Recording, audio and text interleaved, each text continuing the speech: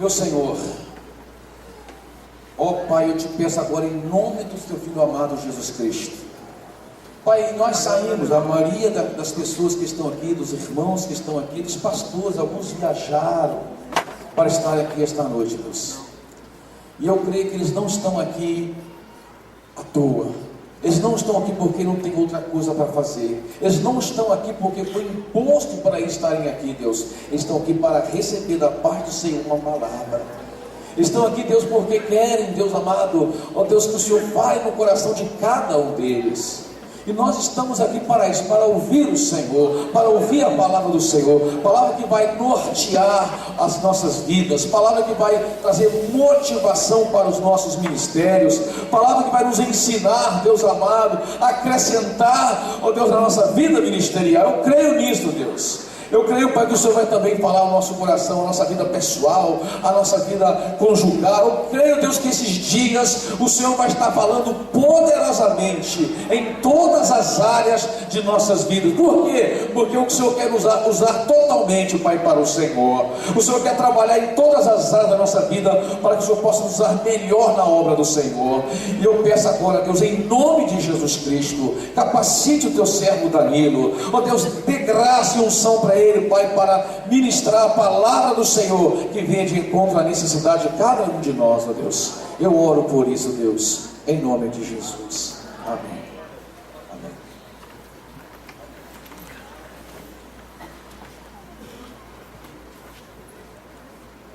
Graça e paz, amados, para sentar-se.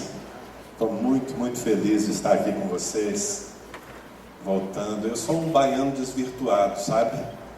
Nasci na Bahia, em Vitória da Conquista, mas fui criado no Pará, lá no norte do Brasil, e já estou há 27 anos em Ribeirão Preto. Fui enviado com a idade de 20 anos para plantar uma igreja lá nessa cidade linda do norte de São Paulo. Ribeirão Preto é uma cidade de 600 mil habitantes, onde nós servimos ao Senhor.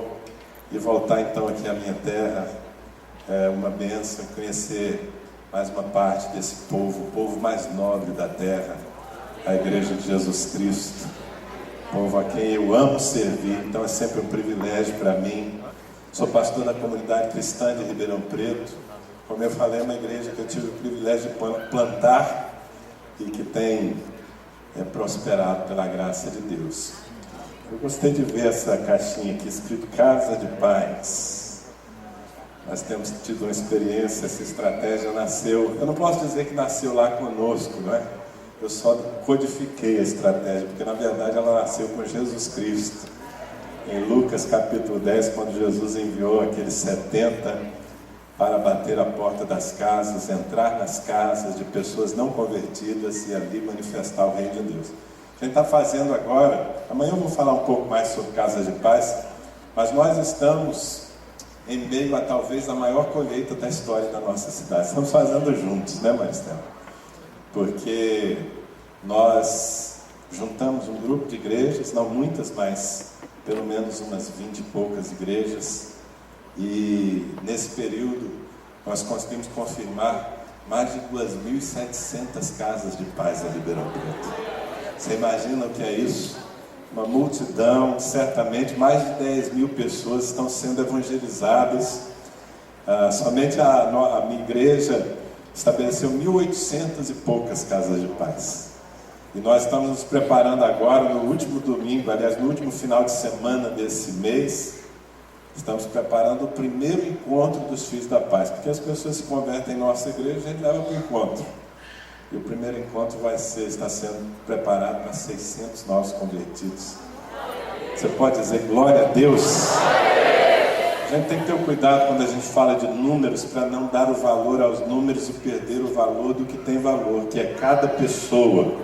Amém? Esses números representam pessoas, vidas preciosas, famílias preciosas. A gente vai ter oportunidade aqui de compartilhar durante o encontro sobre as casas de paz. E eu quero aprender com os irmãos também. Amém? Alguns de vocês conhecem Ribeirão Preto? Não? Alguém aqui conhece Ribeirão Preto? Olha, tem um felizado ali. Só um? Tem alguns, né?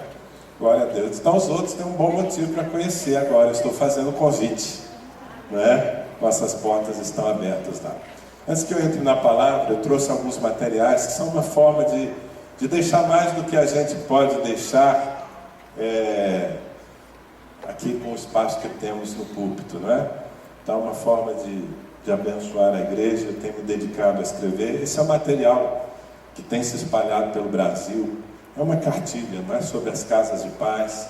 Tem não apenas as ministrações que usamos lá, mas toda a estratégia, os detalhes, o material que temos usado, que você pode conhecer. E eu trouxe 2 livros, amados. Eu queria muito que vocês conhecessem esses livros, porque eles são compartilhar talvez dos segredos maiores. Eu, como falei, cheguei bem novinho em Ribeirão Preto com o desafio de plantar uma igreja, e nós temos prosperado. Somos uma igreja que está se espalhando, plantando outras igrejas, não só no Brasil, em outros lugares, como vocês também. Em Ribeirão Preto somos um povo, um pouco mais de 5 mil pessoas, bom, sem falar dessa colheita que estamos fazendo agora, né? Mas um pouco mais de 5 mil pessoas em células. E o segredo de tudo isso não é o meu carisma ou a minha liderança. É claro, a graça de Deus, mas é acima de tudo uma equipe de discípulos. Discipulado é um tema central. Aliás, eu vou falar muito sobre isso aqui nas oportunidades que eu terei. Eu trouxe então esses 2 livros. Um se chama Chaves da Relevância. Ouse ser diferente, assuma fazer a diferença. Diga para o seu vizinho aí: ouse ser diferente, assuma fazer a diferença. Amém? Ninguém aqui nasceu para ser mais um apenas nesse mundo. O mundo já tem gente demais. Todos nós fomos chamados, criados, vocacionados para mudar o nosso mundo. E há segredos para isso. É sobre isso que eu compartilho nesse livro. Alguns capítulos, por exemplo: ouse acreditar no que Deus diz a seu respeito. Lidere a si mesmo para influenciar outros. Viva para agradar a Deus e pessoas lhe seguirão. Amém? Considere o quanto vale e não quanto custa. Tem gente que fica fazendo muito a conta do custo e não constrói, não é? Nós precisamos fazer a conta do quanto vai valer uma conquista, e aí nós vamos pagar o preço por ela. Amém? Então esse é um livro de reflexões muito edificantes. Esse aqui é o livro do meu coração, O Fazedor de Discípulos. Porque, na verdade, o tema central da vida da igreja é o fazer discípulos. E nesse livro eu compartilho com você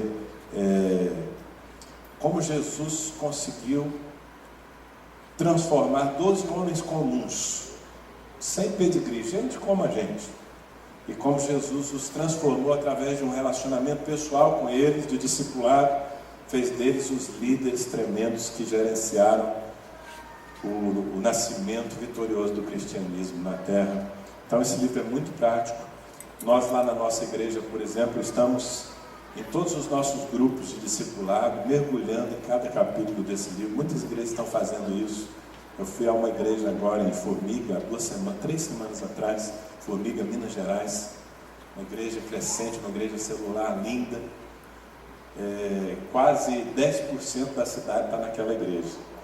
E o pastor adquiriu esse livro e distribuiu para todos os seus líderes de célula, deu de presente. Bom, eu acho que o seu pastor não vai fazer isso, então você fala aí para o seu vizinho: então se o pastor não me der, você me dá um desse. Eu sinto que você vai me dar um livro desse nesse congresso. Mas olha, irmãos, tem gente que só funciona na ameaça. Então ameace ele, fala assim: se você não me der, eu vou acabar comprando.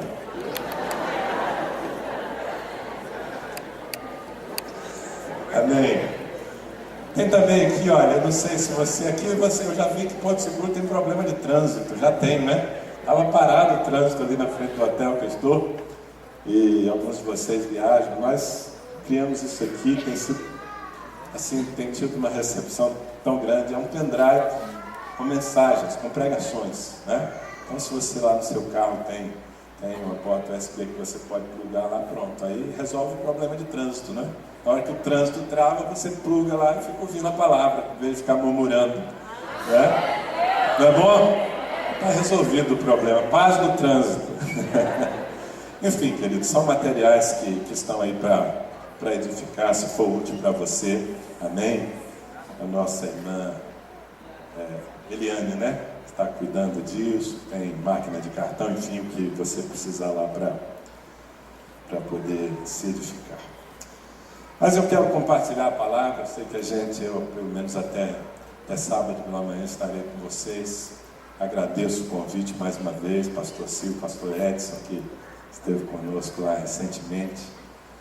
E eu sempre tenho uma grande responsabilidade, sim, de quando o assunto é edificar a igreja, falar ao povo de Deus. Então eu queria que você abrisse a sua Bíblia em 2 Coríntios, segunda carta de Paulo aos Coríntios, capítulo 3, versículo 3. Segunda carta de Paulo aos Coríntios, capítulo 3, versículo 3. Eu quero mesmo que você mantenha a sua Bíblia aberta nesse texto e se possível, não sei se vocês têm esse hábito, mas se não têm, devem desenvolvê-lo, de anotar, trazer sempre um caderno, uma caneta, anotar aquilo que Deus fala, porque a nossa mente é boa, mas nem tanto. A maior parte das coisas que você recebe, guarda na mente, se perdem rapidamente, mas se você tiver anotado, então você pode voltar àquela ministração e aprofundar a tua vida com Deus, amém? Está escrito assim: porque já é manifesto que vós sois a carta de Cristo, produzida por nosso ministério e escrita não com tinta, mas com o Espírito de Deus vivo, não em tábuas de pedra, mas nas tábuas de carne do coração. Eu queria que você repetisse comigo as frases dessa passagem bíblica. Diga assim: porque já é manifesto que vós sois a carta de Cristo, produzida por nosso ministério e escrita não com tinta, mas com o Espírito de Deus vivo, não em tábuas de pedra, mas nas tábuas de carne do coração. Amém. Amém. Você já chegou a uma situação em sua vida em que, uma ocasião dramática, em que você colocou a mão na cabeça e lamentou, dizendo assim: poxa, eu cheguei tarde demais. Alguém aqui já teve uma situação na vida, uma situação séria, dramática, que você teve que se lamentar porque chegou, porque interferiu tarde demais? Alguém? Alguns se lembram. Eu, um tempo atrás, fiquei impressionado com uma matéria, uma reportagem que eu vi. Na verdade, um documentário. Ele falava do que aconteceu no Iraque anos atrás, durante o regime daquele ditador chamado Saddam Hussein. Muitas pessoas desapareceram durante aquela época. E esse documentário focalizava a vida de um médico. Esse médico iraquiano, num determinado momento, o seu irmão desapareceu. E ele passou a dedicar seu recurso, seu tempo, a buscar paradeiro do seu irmão. Ele procurou por muitos anos o seu irmão, sem sucesso, não tinha sequer notícia, não sabia se ele estava vivo ou morto. Mas ele acalentava, ele mantinha a esperança de encontrar o seu irmão com vida.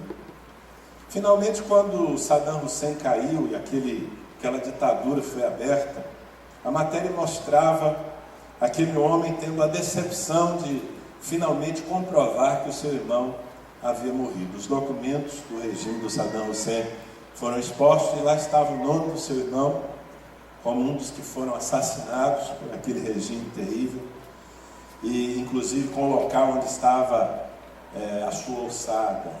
E o que me marcou naquela matéria foi a tristeza profunda, o choro doído daquele médico, ao finalmente constatar que seu irmão não vivia mais, vendo ali os ossos, não é? Comprovando que era o seu irmão, e ele chorava dizendo: eu cheguei tarde demais. Aquilo já faz muitos anos que eu vi essa matéria e ficou marcada na minha mente.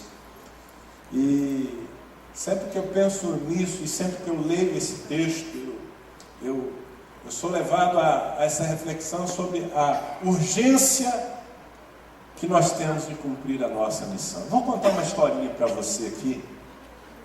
É uma parábola, tá? É uma história inventada, mas ela vai me ajudar a transmitir aquilo que eu quero para você.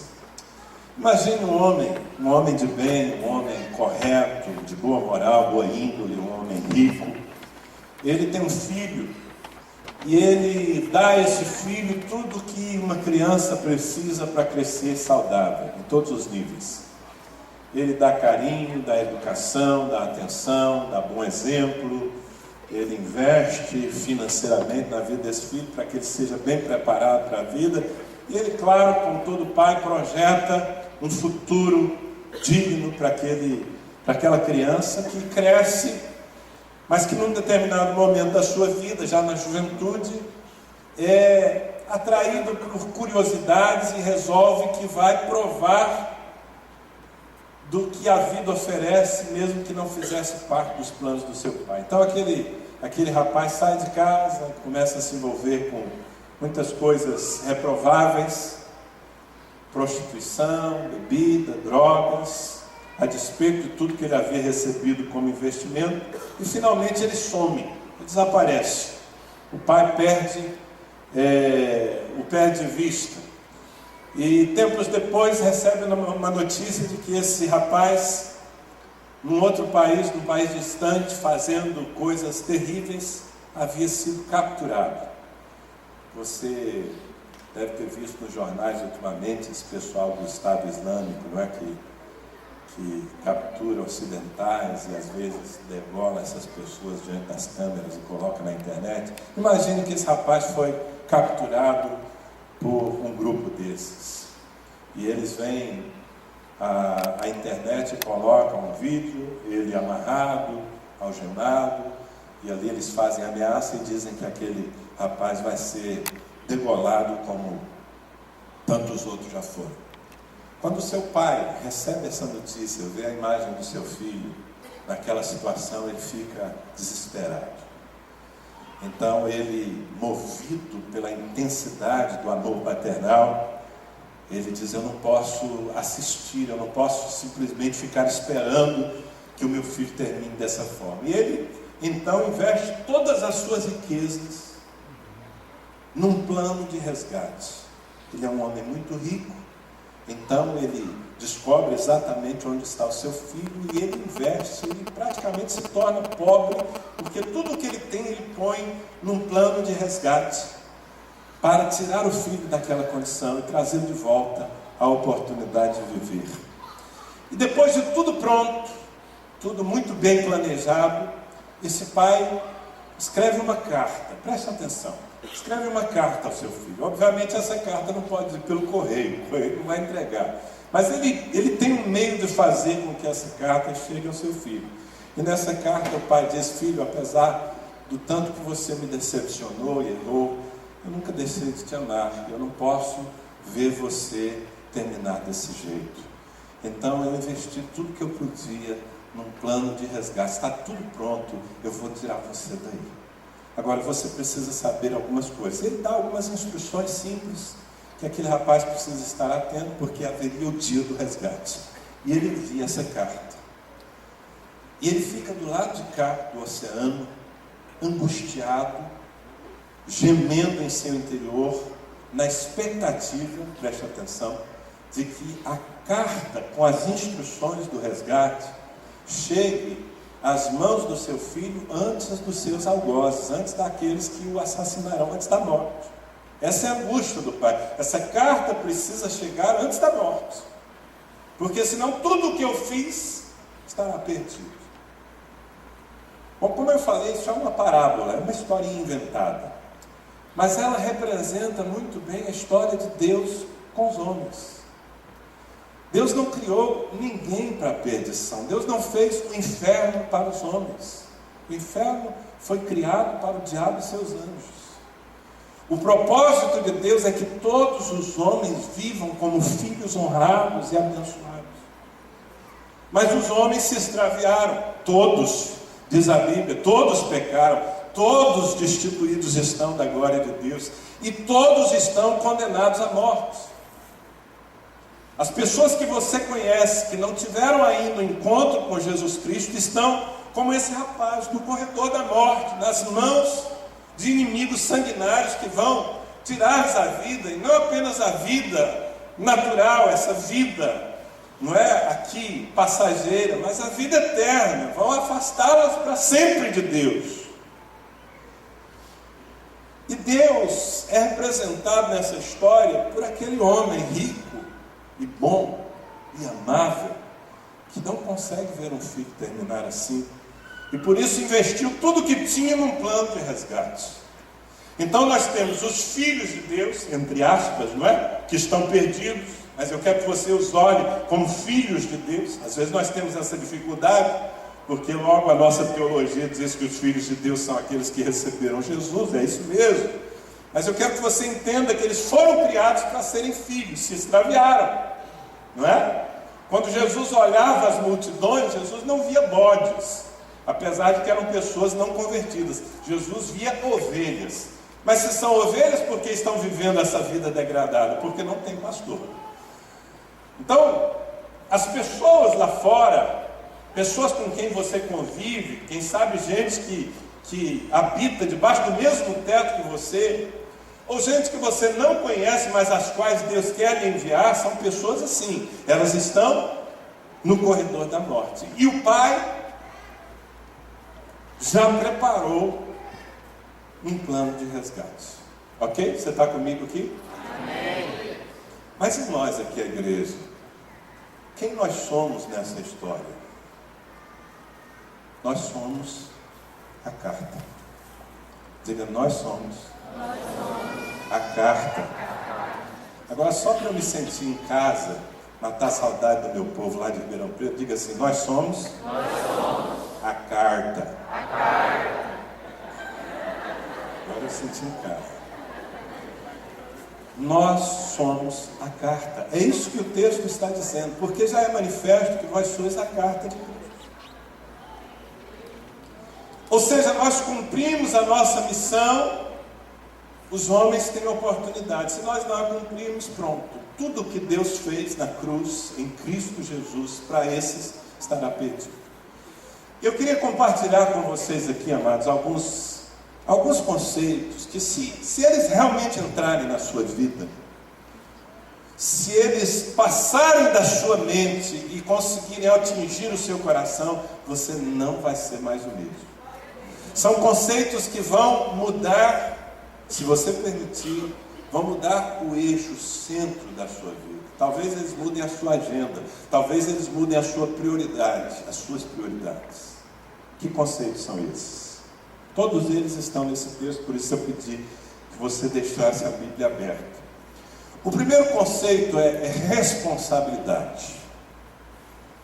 Na minha tradução, o versículo começa dizendo assim: porque já é manifesto que vós sois a carta de Cristo. Em outras palavras, Deus já decidiu, Deus já manifestou, Deus já designou, Deus já determinou que você, igreja, é a carta de Cristo aos homens. O que eu quero dizer é que ou nós fazemos ou ninguém fará. O que eu quero dizer, amado, é que em relação à salvação, à manifestação do Evangelho, Deus não tem um plano B. Ou a igreja cumpre o seu papel de tornar manifesto o amor de Deus e o plano de salvação a cada ser humano, ou os homens se perderão, porque Deus não tem um plano B. Deus não tem uma segunda via, um segundo canal. Deus não tem na sua mente, sabe, uma perspectiva do tipo, se a igreja falhar, eu farei isso. Não, não tem. Já é manifesto que nós somos a carta. Os anjos não farão. Eu me lembro de uma ocasião, eu estava naquele tempo chegando a Ribeirão Preto, jovenzinho, desafiado a plantar uma igreja naquela cidade. E eu tinha já arrebanhado, o meu rebanho naquela época talvez fosse um rebanho de 5 ou 6 pessoas. Eu morava numa kitnet no centro da cidade, um apartamentinho que só tinha sala, banheiro, cozinha, e o meu rebanho cabia dentro do meu apartamento. nós fizemos uma reunião de oração. Eu e algumas poucas pessoas que eu tinha já comigo naqueles primeiros dias. Fizemos uma reunião de oração, uma vigília. Estávamos buscando a Deus. E naquela noite, o céu desceu naquele lugar. Você já teve num ambiente assim, quando o céu desce, você esquece do tempo, esquece de tudo. A presença de Deus se manifesta. Foi muito marcante. Eu nunca vou me esquecer daquela reunião. Entre muitas coisas que aconteceram ali, nós tivemos experiências fantásticas. Mas eu tive uma visão, e aquela visão foi marcante, porque ela era imponente, e eu consegui ouvir o barulho da visão. Eu vi um pelotão, acho que era mais do que um pelotão, um batalhão de anjos, que marchava sincronizadamente, de uma maneira vigorosa, e eu me impressionava com a visão, porque eu já tinha tido muitas visões, mas eu nunca tinha ouvido o som da visão. Mas naquele dia eu consegui ouvir o barulho dos pés daqueles anjos batendo na terra, quase fazendo tremer a terra. E aquela experiência me entusiasmou e eu comecei a orar.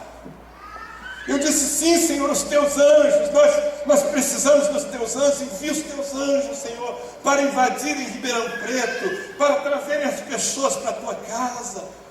Enquanto eu estava assim no vigor dessa oração tola, o Espírito Santo me deu um banho de água. Você já tomou um banho de água fria do Espírito Santo? Não? Alguém aqui já tomou? Não, né? Aqui na Bahia o Espírito Santo costuma mandar fogo mesmo, né? Mas de vez em quando ele dá um banho de água fria na gente também. Enquanto eu orava assim fervorosamente para que Deus enviasse os anjos, para que os anjos trouxessem as pessoas para a sua casa, o Espírito Santo me disse claramente ao coração: eu não farei isso. Eu, como, Senhor? Eu não posso fazê-lo. Não compete aos anjos, ainda que eles o queiram. A minha palavra, o meu evangelho está a cargo da igreja. Somente a igreja pode manifestar o evangelho. Sabe por quê? A palavra de Deus só vai ser entendida pelos homens se ela estiver encarnada, se ela estiver se manifestando na vida de gente como eles. É disso que fala João no começo do seu evangelho, quando ele dá testemunho dizendo: e o verbo se fez carne e habitou entre nós, e nós vimos a sua glória como a glória do unigênito do Pai. Se o verbo, a palavra, o evangelho não tivesse feito carne em Jesus Cristo, ninguém entenderia a mensagem de Deus. E agora que Jesus se foi, ele transmitiu para nós, amados, esse ministério da reconciliação. Somente a igreja tem. Nenhuma outra instituição, os governos não têm. E significa que se nós falharmos, esses bilhões, hoje nós vivemos uma geração em que 7 bilhões de pessoas povoam o nosso planeta. A maioria absoluta nunca ouviu falar do nome de Jesus. E se a igreja não cumpre o seu papel de chegar com a mensagem a cada uma dessas pessoas, elas morrerão, frustrando o plano de Deus. Então isso precisa trazer sobre nós um senso de responsabilidade, de urgência.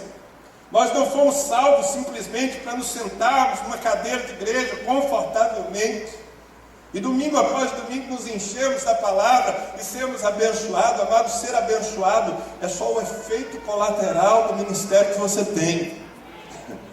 Na verdade, você foi levantado, salvo por Deus e designado para que você seja uma testemunha de Jesus Cristo, para que você seja um fazedor de discípulos, um resgatador de pessoas, porque já é manifesto que vós sois a carta de Cristo. Amém? Diga mais uma vez: responsabilidade.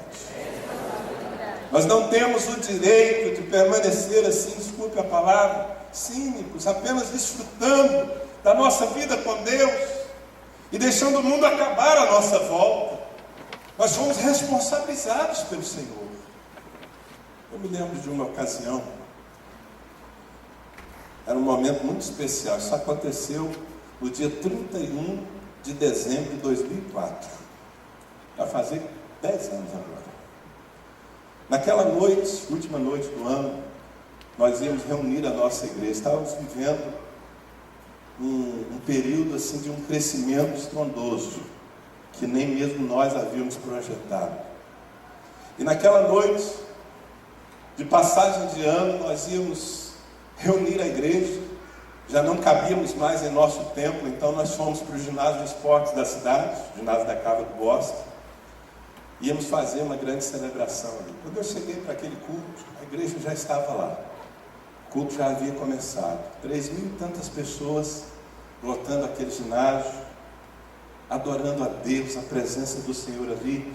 E quando eu entrei naquele lugar, e que eu comecei a olhar em volta, aquele povo lindo, abençoado, a unção de Deus, aquele ginásio abarrotado de gente. Naquela noite nós estávamos pela primeira vez como igreja tocando a casa das 1000 células.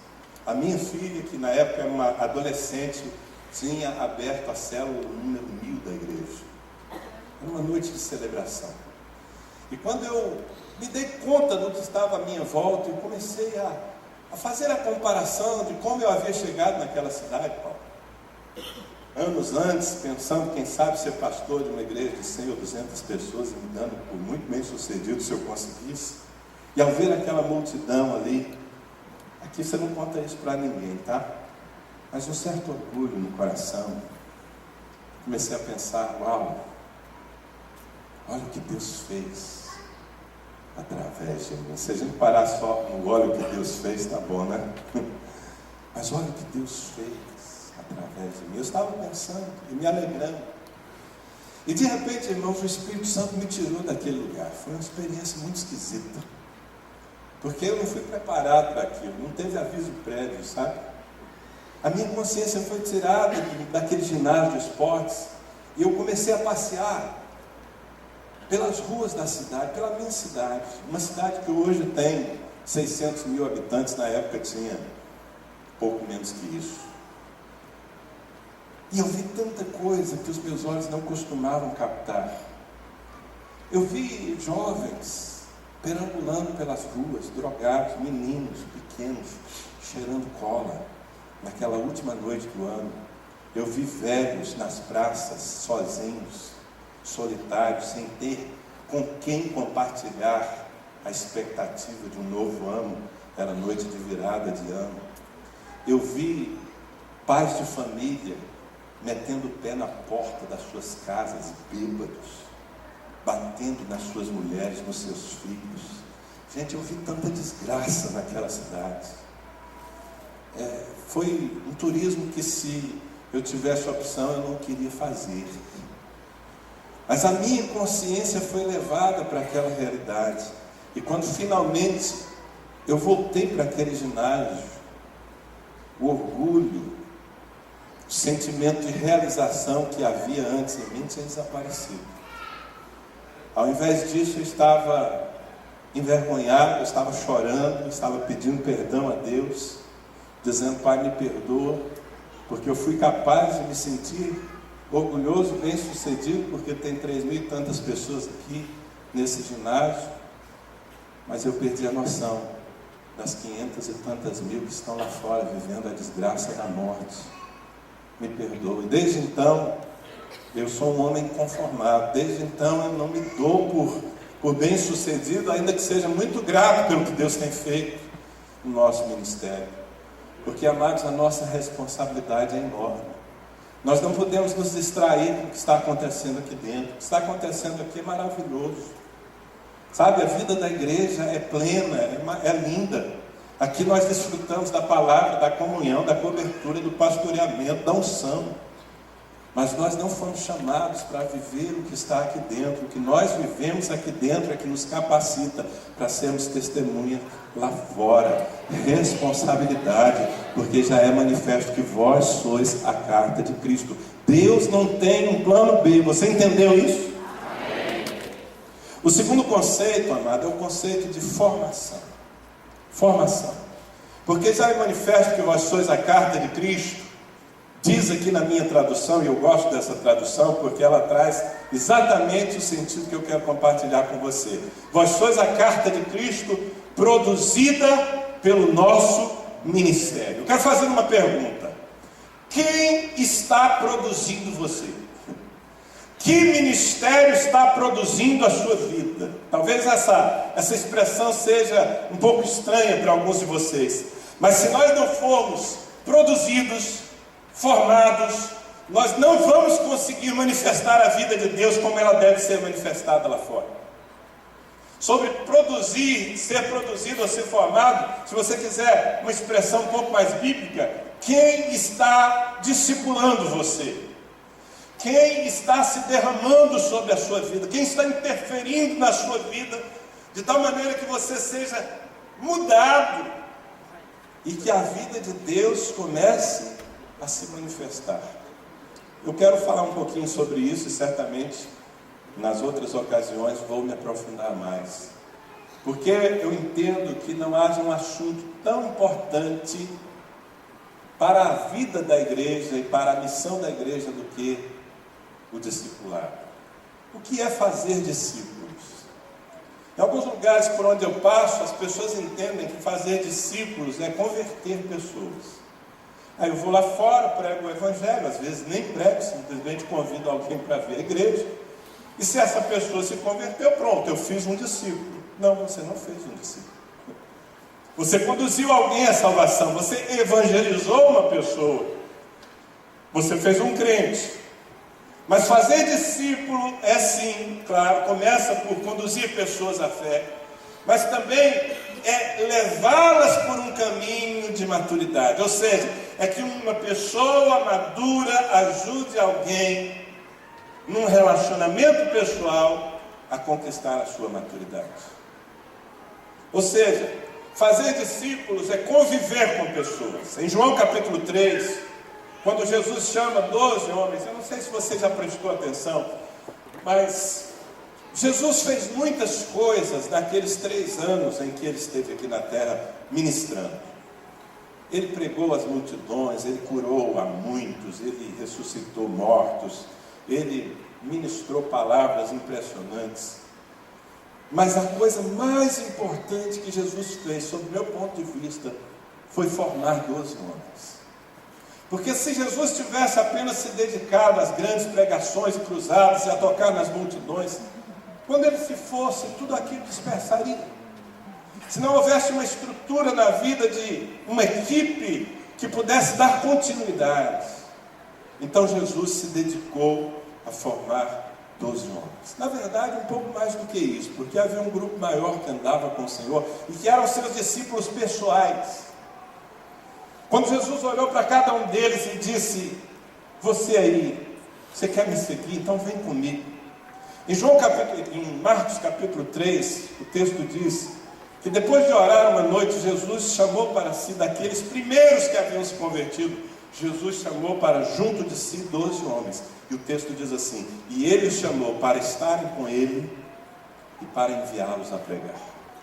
Ou seja, o chamado era primeiro para relacionamento. Jesus queria que aqueles homens estivessem com ele, porque à medida em que eles estivessem com Jesus, Jesus poderia formá-los, fazer deles discípulos. Você está me acompanhando aqui? Mas não era apenas para relacionamento, não era o patota de Jesus.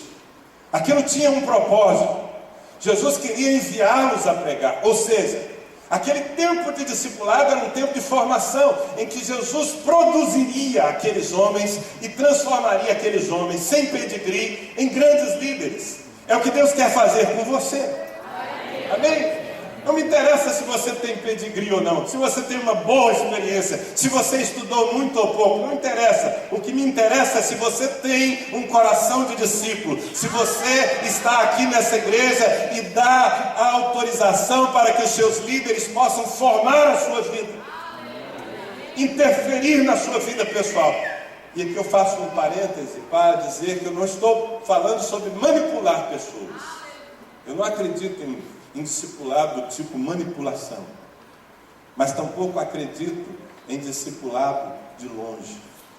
Me lembro de uma vez que eu estava nos Estados Unidos ministrando e um pastor de jovens de uma igreja, ele foi me deixar no hotel e ele começou a compartilhar as frustrações. E ele me disse: pastor, eu decidi que daqui em diante eu não vou fazer discípulos mais andando muito próximo das pessoas. Porque eu fiz isso, eu trouxe alguns jovens para dentro da minha casa, eu investi neles, e alguns deles não apenas se foram, mas inclusive se foram me dando muito prejuízo e decepção. Então, a partir de agora, eu quero distância. Eu vou fazer discípulos de longe. Eu não quero mais trazer ninguém para a minha vida, para a minha intimidade, para a minha casa. Eu estava compreendendo a dor daquele líder, daquele pastor. Mas eu disse para ele: olha, querido, você pode até fazer isso. Você pode colocar uma mesa de formalidade entre você e os seus discípulos. Você pode tentar simplesmente formar as pessoas do púlpito, mas não chame isso de discipulado. Eu não estou iludido, todo domingo eu tenho lá um bocado de gente para me ouvir pregar.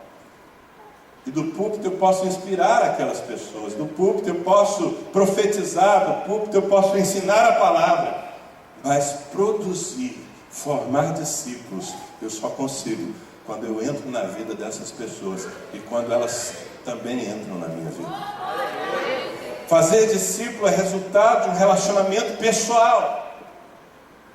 E se nós não descobrirmos isso, querido, nós vamos assim tentar produzir a igreja no atacadão, e no atacadão nós não vamos conseguir os resultados que nós precisamos.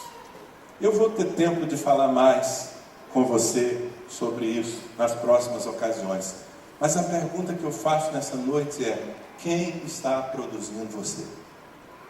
Ou você é um daqueles crentes que traçou uma linha e que diz: ei, daqui ninguém entra, eu tenho a minha vida, eu quero a minha privacidade. E se você for um desses, eu sinto te dizer, mas você não vai estar qualificado para manifestar o Evangelho do Reino de Deus.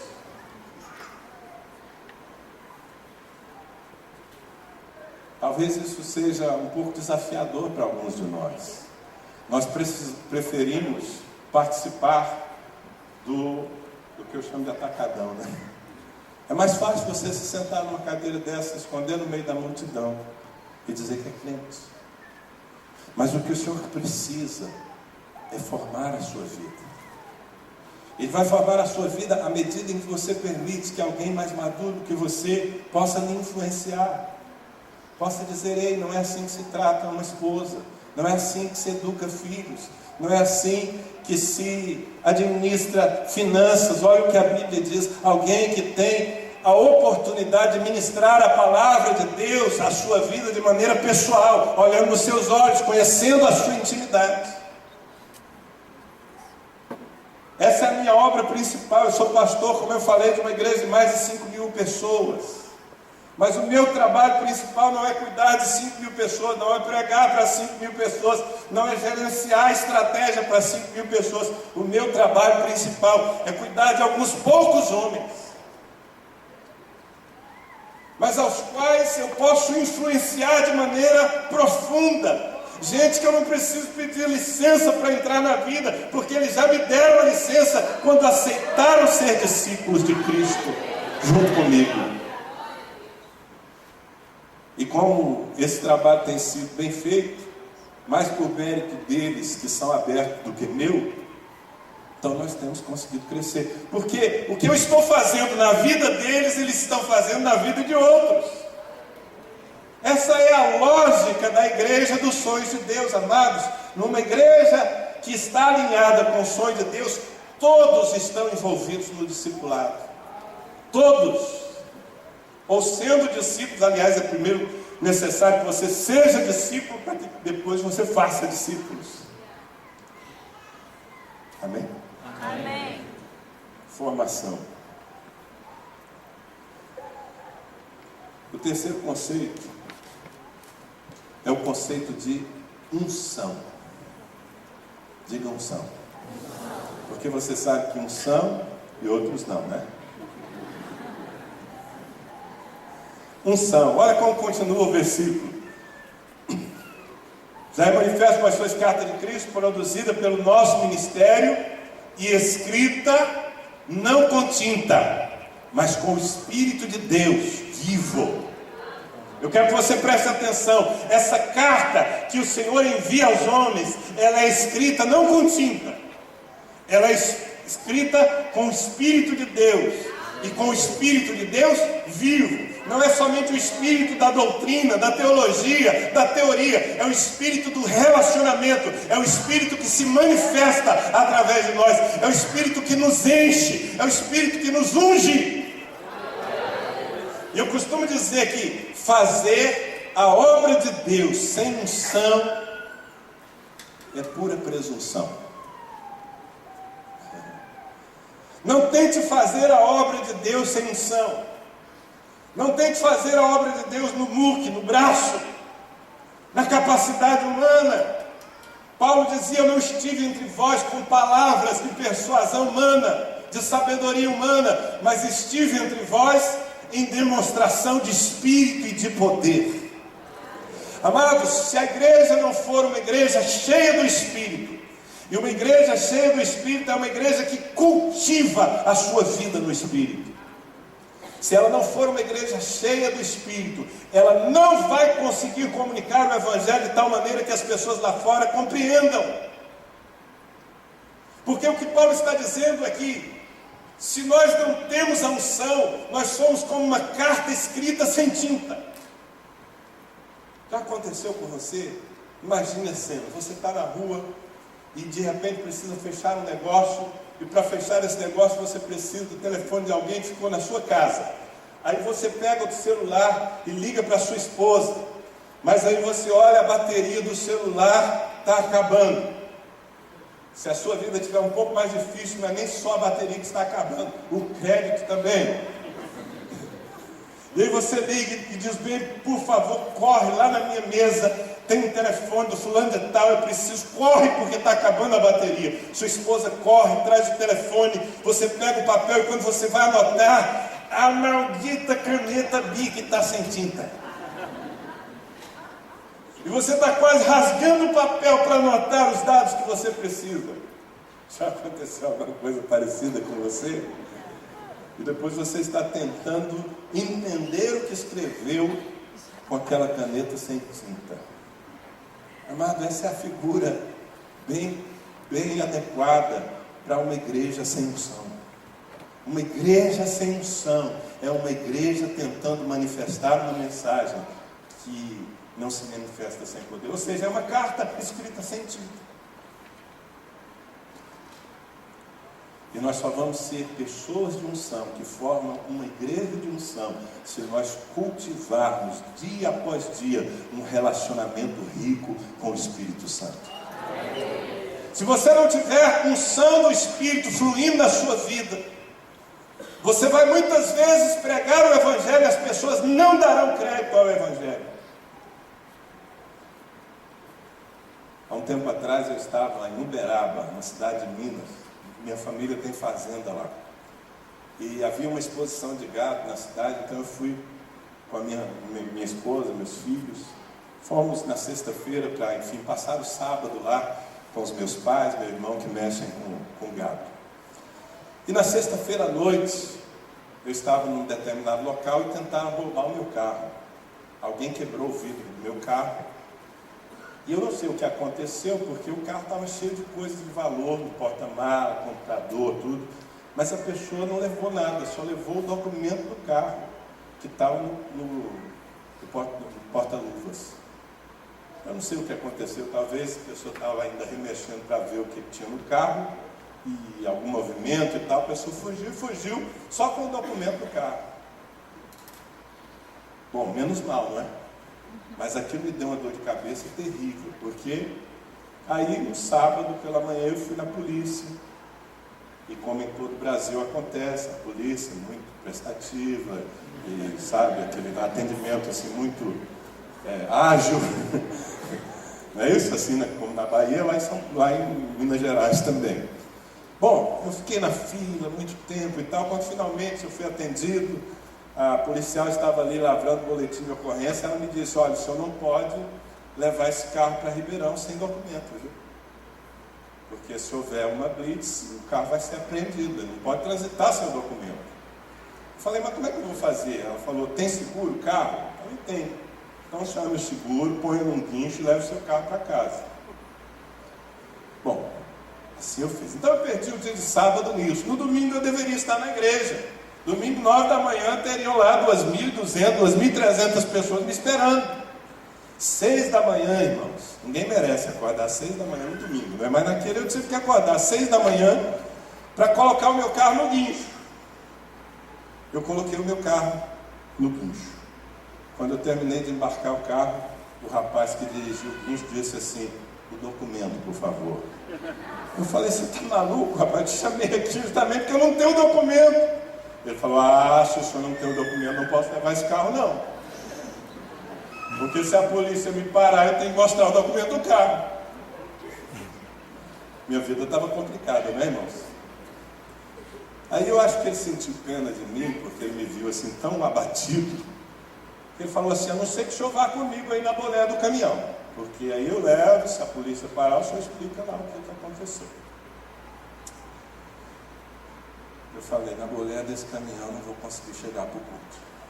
Vai demorar. Mas não tinha opção, né? Falei para minha esposa: pega o seu carrinho aí, vá com os meninos. Liguei para um dos meus pastores lá, falei: olha, prega no meu lugar aí, porque eu não vou chegar a tempo. E entrei naquele caminhão, meu carro de atrás, tomando vento na cara, a 80 por hora, e pensando: meu Deus, o que eu estou fazendo aqui? Tem um povo que me ama e que está esperando uma palavra, que eu, inclusive, está preparada a palavra, meu Deus. O que eu estou fazendo aqui? Quando eu estou nesse questionamento, o que eu estou fazendo aqui, eu olho para o lado e dou de cara com o motorista do caminhão. Eu falo: meu Deus, não acredito que o senhor deixou a igreja toda esperando por causa desse cara aqui. Então tá bom, Senhor. Falei: então vou tentar estabelecer um diálogo. Era um rapaz assim de seus 26, 27 anos. Vou tentar aqui conversar com ele e pregar o evangelho. Gente, pensa num cara que não queria papo. Daqueles que você pergunta assim: você tem pai? Ele fala: nem mãe. Não tinha conversa, não dava liga. Eu fazia uma pergunta e tal, não tinha resposta. Falei: Deus não está dando. O senhor tem que me ajudar aqui. De repente, amados, eu olho para os pés do rapaz dirigindo o caminhão, eu olho para os pés dele, eu tenho uma visão assim de uns galhos, umas ramas assim, emaranhando nos seus pés. Eu falo: